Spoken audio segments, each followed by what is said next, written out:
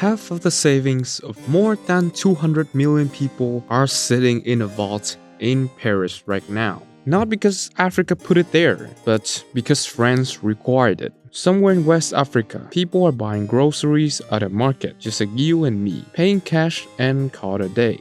But the money in their hands, they don't entirely own it. This system is designed by France, a system to keep its former African colonies dependent, a system that represents the remnants of colonialism, and a system that strangely had its opponents ending up dead. This is the story of the CFA Franc.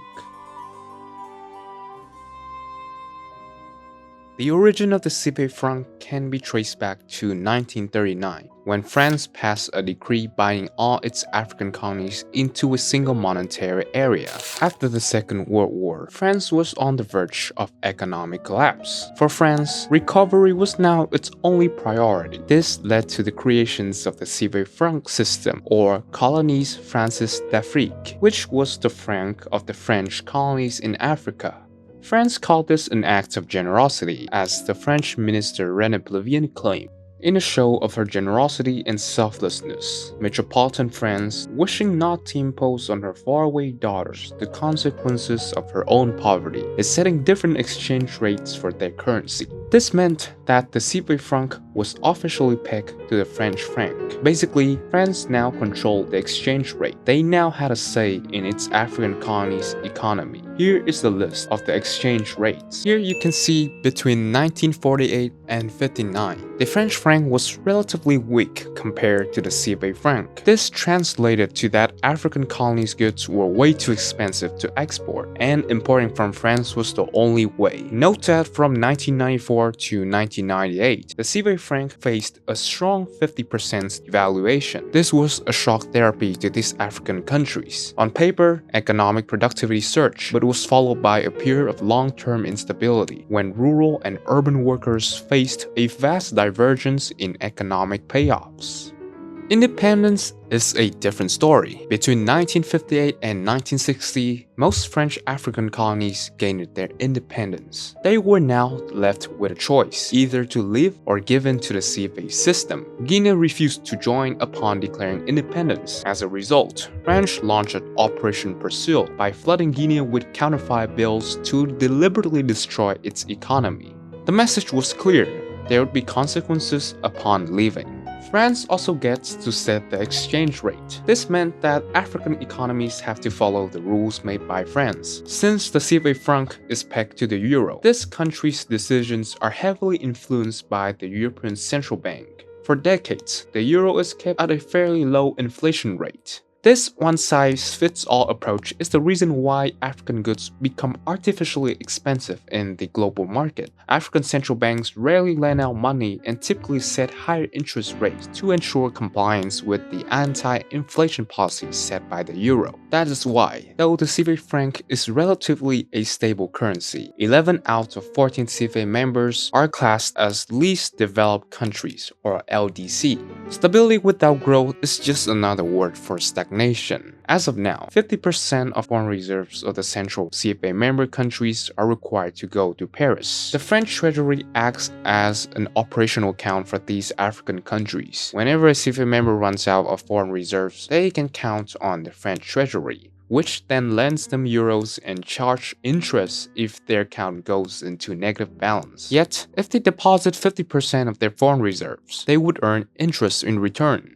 While this sounds great on paper, the money sitting in Paris is slowly losing its value. The euro's inflation rate is projected to be at 2.6% in 2026, but the ECB's deposit facility rate only sits at 2%. When we do the math, the real interest rate is actually negative 0.6%, meaning these African countries' deposits are shrinking in value every single year. This is also reflected in the credit to GDP ratio. CFA member countries in West Africa sit at around 25%, and Central African members sit at just 13%. Compare that to the Sub-Saharan African average of 60% and South Africa at over 100%. To put it simply, these African countries' businesses simply cannot borrow enough money to grow.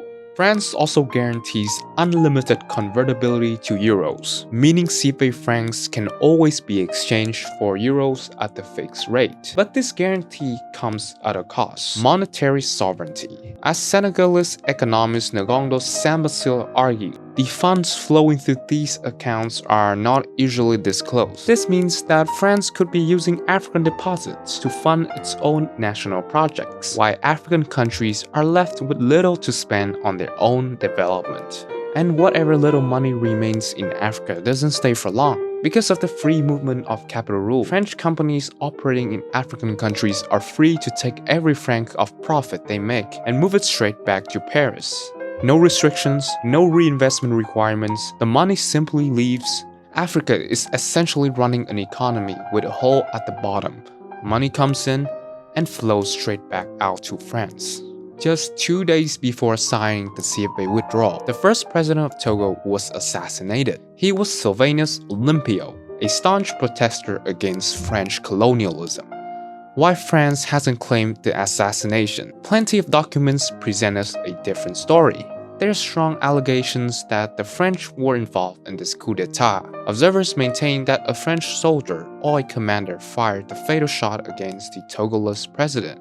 Around 2 decades later, the same fate happened to the first president of Burkina-Faso, Thomas Sankara. He was in fact assassinated by his close associate, Compaoré, who immediately restored warm relations with Paris and other conservative neighbors after the death of his friend. In 2022, the court convicted him of complicity in the plot to kill the former president. Nonetheless, all of this reflects one thing again: there would be punishments if you dare to speak up. The situations right now are more practical, with many CFA member states are taking a more realistic approach.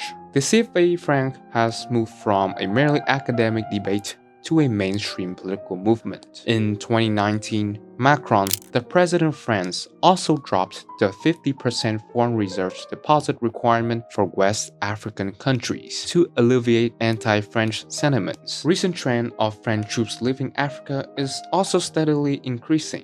Between 2022 and 2025, French military presence vanished in the 6 African countries, which included Mali, Ivory Coast, Burkina Faso, Niger, Chad, and Senegal. On January 2025, Mali, Burkina Faso, and Niger formally left the ECOWAS community and are now building their new currency backed by gold and uranium. Meanwhile, in West African bloc, the ECOWAS is pursuing a new currency to replace the CFA franc, known as the ECO. Though it has been delayed several times, the target launch date is expected to be on July 1st, 2027. The CFA franc is not just a currency, it is a system built in the shadow of neocolonialism. For 80 years, hundreds of millions of people are using money that they are not in control of. Every single dime is dictated by the French treasury. But things are changing. African leaders are speaking up, French troops are withdrawing, and new currencies are being built.